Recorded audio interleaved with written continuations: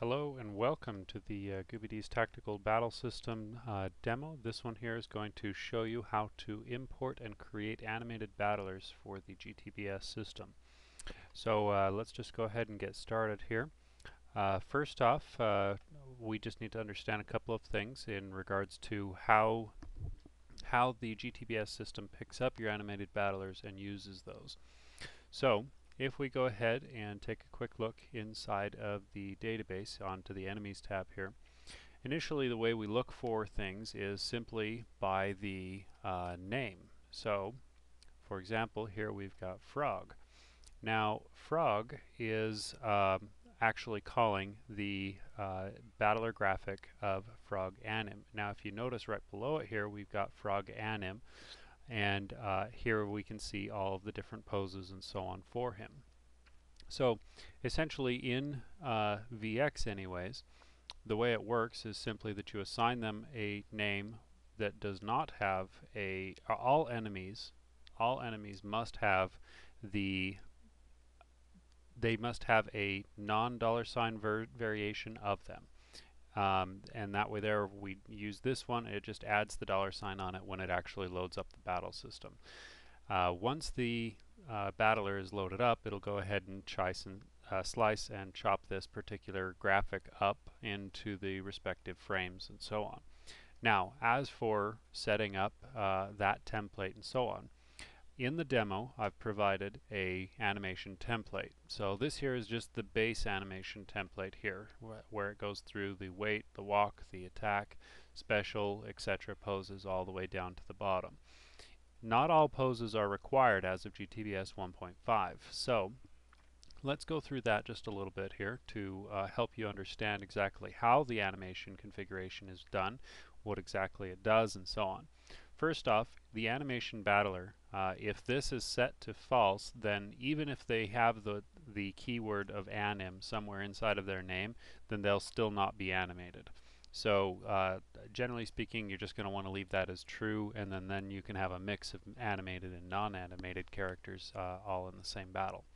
And then of course here, if you want to have a stance for them to be used regarding heal, like in the event that they are given a potion, or they are damaged with something that they in turn take up the damage on, then the heal pose would be used.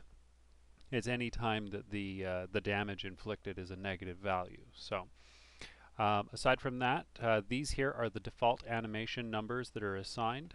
These are the animation IDs of the default animations. So basically, when you apply a particular animation here on the animation tab, then basically instead of applying that animation, it'll trigger a animation inside of the GTBS system, thus causing a particular frame, stance, or whatever you want to call it to execute. So we'll go ahead and get back in there. So that's exactly what those there are. The Doom animation ID is just the animation ID to be played when a character has had Doom occur to them. Same thing with teleport. Stopped animation, this one here is must be set to true when you're using animated battlers, otherwise they won't progress through their frames appropriately. Animated tiles, this is in regards to the tiles during the gameplay. Generally speaking, it's just a rendered 32 by 32, or I'm sorry, 30 pixel by 30 pixel stepping stool, so to speak, and that is it can be animated, in which case you would go and create a animation tile, and then you'd import that, and then you could have them, you know, morph from one phase into another via I think it just defaults to a 4-frame animation. So here's where we get into the really complex part of the animation system here. So this here is where you can define the total number of poses in your template, and then of course what section of that template, I'm sorry, what section of that does this particular pose contain on that. So here we can see one is wait, and if we bring that back up, here is another animation that I've got. Let me go ahead and open that one back up. Graphics.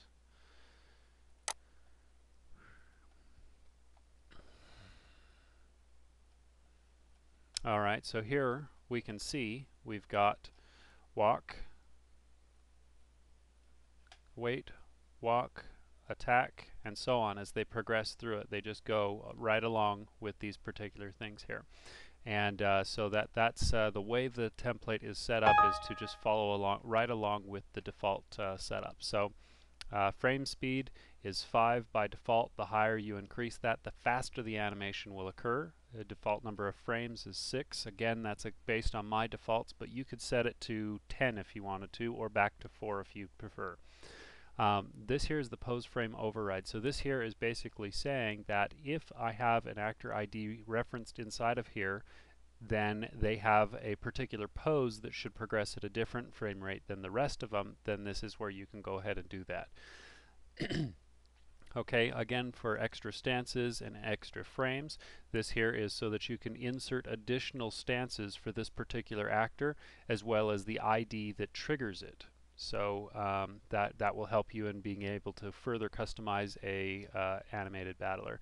Here is extra frames. So if you want one of your, again here the default frames is 6, and as we saw on both of those templates there is 6 individual images, but you could create one of 10 images for this particular stance. That allows you to create a much longer special effect or whatever you're trying to achieve there. And then a new feature also with 1.5 is I allow you to take that animation and play it in a particular order. So in this instance here, I've actually got one entered in here in the demo, where basically I say for actor 1, or I'm sorry, for pose ID 1. Then what I'm going to do is I'm going to modify stance 5 to perform based on these indexes within that frame. So I'm going to start at the end, I'm going to work my way back to the beginning, and then back to the end again. It allows you to do back and forth so that you don't have to use, you don't have to waste your time spriting if there's multiples of the same frame. This way here you can actually animate back and forth through the same animation file to create a much longer path, even though necessarily it's only like a 3 or 4 pose stance. Same thing for enemies. And then down here we've got extra actor attacks and extra enemy attacks. So this here is basically for a particular pose. If you want, maybe they want to do a low attack and then a high attack one round, this is where you can customize that. Basically what this allows you to do is that when they attack, it will randomize which one of these it should execute for that particular pose. So it'll just randomly guess for you, and then it'll perform an attack based upon those whichever one it chooses. And then it would go ahead and specify the additional stance that should be played in that instance. Okay, so this is the near-death values. So generally speaking, the near-death is 50%. Generally, actually, it's probably closer to 30%, but for the purpose of the demo, I set it to 50 so that it stands out a little bit more. The near-death percentage is basically saying that when they get down on their hands and knees and they're, starting to act like they're really hurt and breathing hard or whatever. So you can adjust this value, and or you can modify it per an actor, and then that is a 1 to 100 value. If it's over 100, it automatically says it's 100%, basically saying it's always going to be in that stance. Custom skills, this is where you can apply to call those extra stances, and then sound association, so that you can play another animation on them as well as execute that animation. So that very well makes that very powerful. And then of course this here is just some stuff to make the process in the game actually easier. So hopefully this gives you a pretty good overview of all of the new animation features in GTBS 1.5, and hope to see you again. Goodbye.